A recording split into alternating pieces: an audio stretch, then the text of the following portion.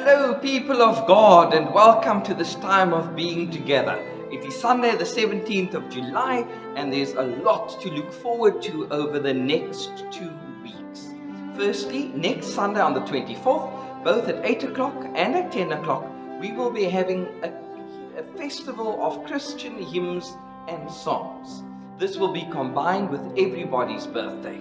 If there's anything you need to know or to have clarified or explained, please contact the office and we are more than happy to answer all your questions.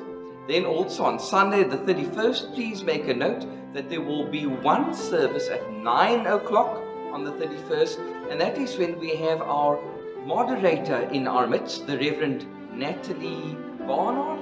She's going to preach to us, she's going to share in communion with us, and she's going to celebrate with us as we give thanks to God for our church's 95th birthday. I'm looking forward to seeing you on the 24th and on the 31st, if not before.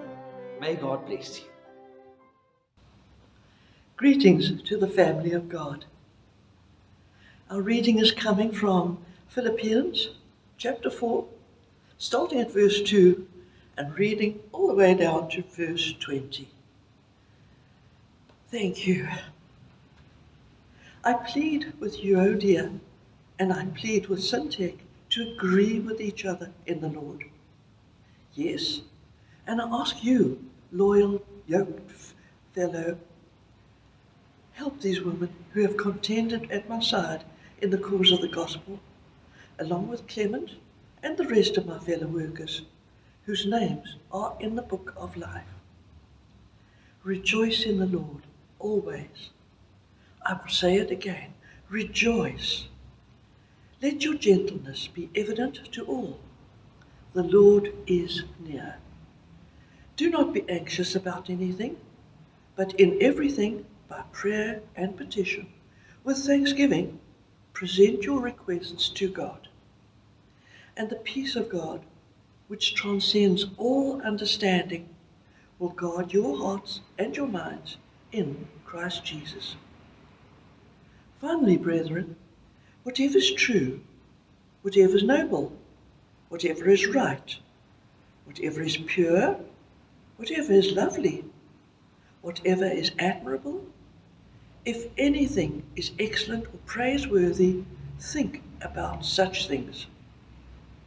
Whatever you have learned or received or heard from me or seen in me, put into practice, and the God of peace will be with you. I rejoice greatly in the Lord that at last you have renewed your concern for me. Indeed, you have been concerned, but you had no opportunity to show it. I'm not saying this because I am in need, for I have learned to be content, whatever the circumstances.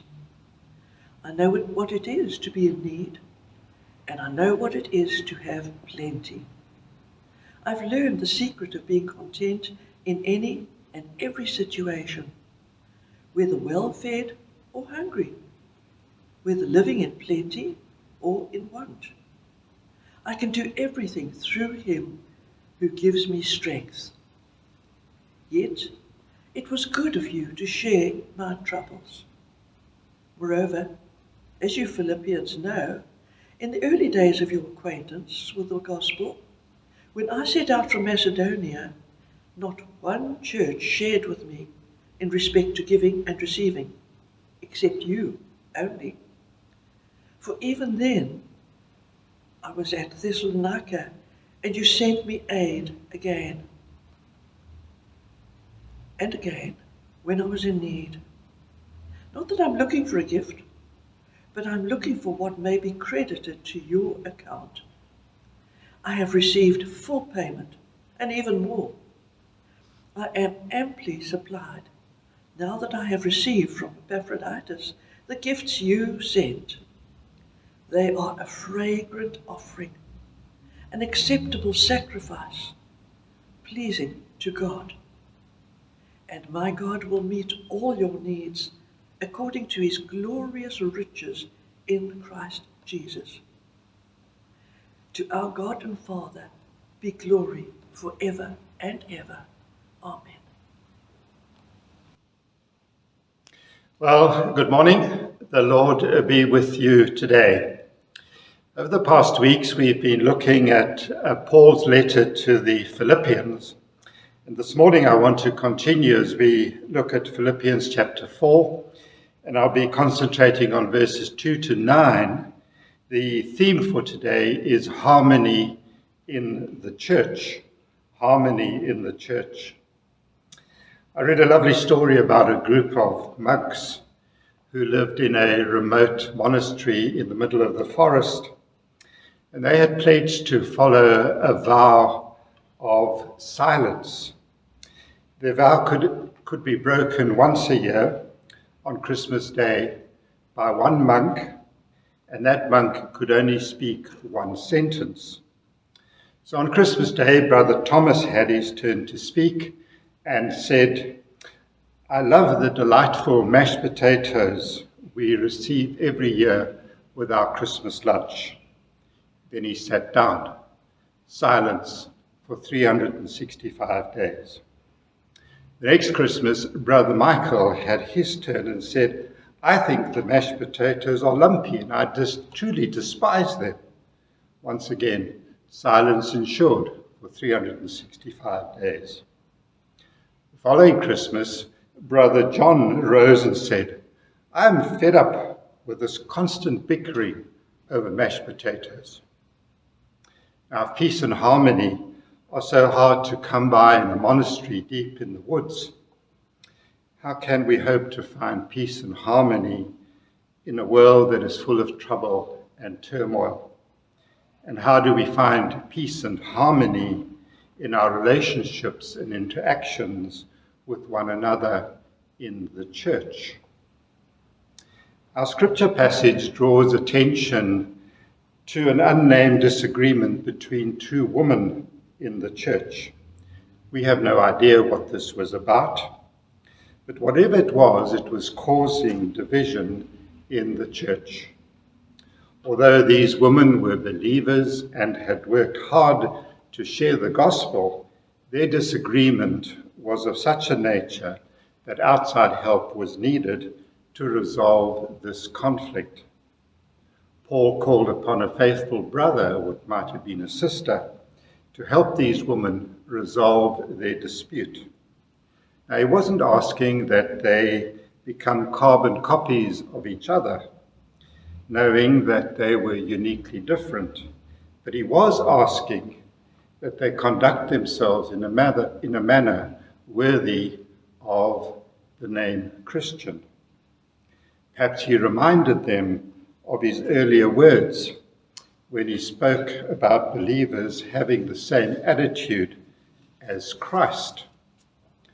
In chapter 2, we read the following: "Is there any encouragement from belonging to Christ?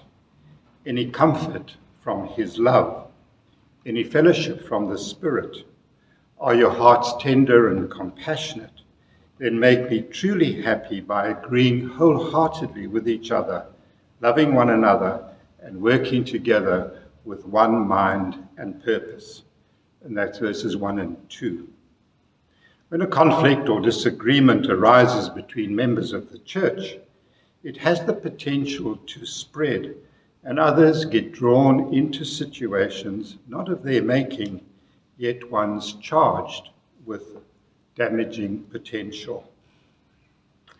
There's usually a page in the back of an appliance instruction manual headed "Troubleshooting." This is for those times when something goes wrong and one needs to find the cause of the problem. You know, when the green light doesn't come on and the manual says possible cause, the plug is not plugged into the mains. Solution: connect the appliance to the power supply. In our Bible reading, we have Paul's troubleshooting page to the believers in Philippi. So let's spend a moment just examining that. The problem, as we've identified, is disagreement between two members in the church. Now, possible causes could be bad attitude, not consulting God, improper thoughts, and too little practice. So some of the solutions might then be adjust attitude, seek God's help, change thought patterns, and take appropriate action. Now, straight away, we're presented with a challenge, because verse 4 says, "Rejoice in the Lord always. Again, I say rejoice." Does this mean that we're supposed to walk around with a perpetual grin on our faces, regardless of what we might be experiencing? Are we supposed to deny pain and sorrow and disagreements and pretend nothing has happened? Of course not. Of course not. That is not what it means. Nor does it mean that we have to put on a brave face when things are not so good and pretend all is okay. Rather, we need to recognize what Paul commands here is something that requires the help of the Holy Spirit. That is joy in the Lord. It is a command that we must deliberately choose to obey, and it has to do with our attitude, which depends on our mental focus, which in turn depends on our choice. You see, our attitude is much deeper than a few thoughts we might think or not think. Our attitude comes out of the core of our very being. It represents our very character. I admit that I find this truth quite sobering, because it's what comes from inside of me. It's what Jesus referred to in his teaching in Matthew 15. From our hearts come evil thoughts, slander, lying, and other horrible things.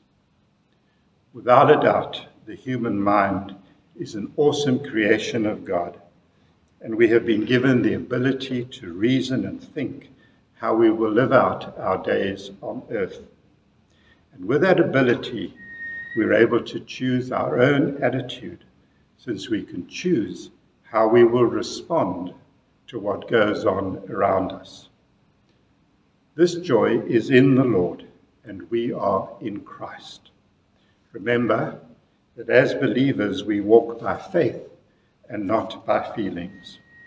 The prophet Habakkuk wrote, "Even though the fig trees have no blossoms and there are no grapes on the vines, even though the olive crops fail and the fields lie empty and barren, even though the flocks die in the fields and the cattle barns are empty, yet I will rejoice in the Lord. I will be joyful in the God of my salvation." So troubleshooting 1, no joy in the Lord. The solution, check your attitude. Verse 6 begins with the words, "Don't worry about anything." We could spend the rest of the morning talking about this, but I'll share a sentence written in the front of my Bible that says, "Worry can't add a moment to your life. It will steal your joy." Work hard at the work given to you, then trust God to take care of you.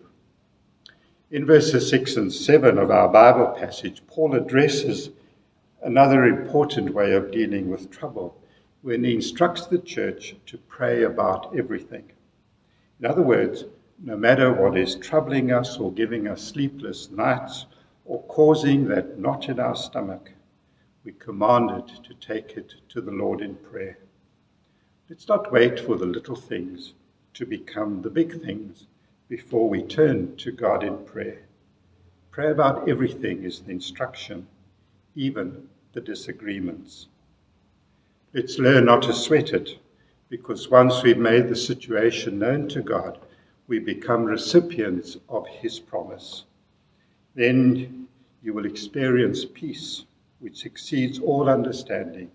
His peace will guard your heart and mind as you live in Christ Jesus. And that comes from verse 7. To guard something means to keep it safe from attack, to protect it from the enemy or the thief. And whilst God may not answer the prayer in the way we'd like, the promise is that your heart and mind will be kept safe from the enemy. And doesn't the enemy just love to fill our minds with unhealthy thoughts when we're in conflict with someone? Troubleshooting 2, dealing with problems in your own strength. Solution, pray about everything. A Bible commentator wrote, "The Christian who fills his heart and mind with God's word will have a built-in radar for detecting wrong thoughts. Wrong thinking leads to wrong feelings, and before long the heart and mind are pulled apart and result in wrong actions and worry." This does not mean that we hide our heads in the sand and avoid the unpleasant and off-putting things. It simply means that we do not focus our attention on such things and allow them to pollute our minds. Thoughts generally prompt some form of action, so it's important to remember that thoughts are real and powerful, even though they cannot be seen or quantified. Wrong thoughts are often the cause of one of the major reasons for disharmony and disagreement in the church. And that wrong thought, wrong fear, is obviously caused by gossip. Ralph Waldo Emerson said, "Stay at home in your mind. Don't recite other people's opinions."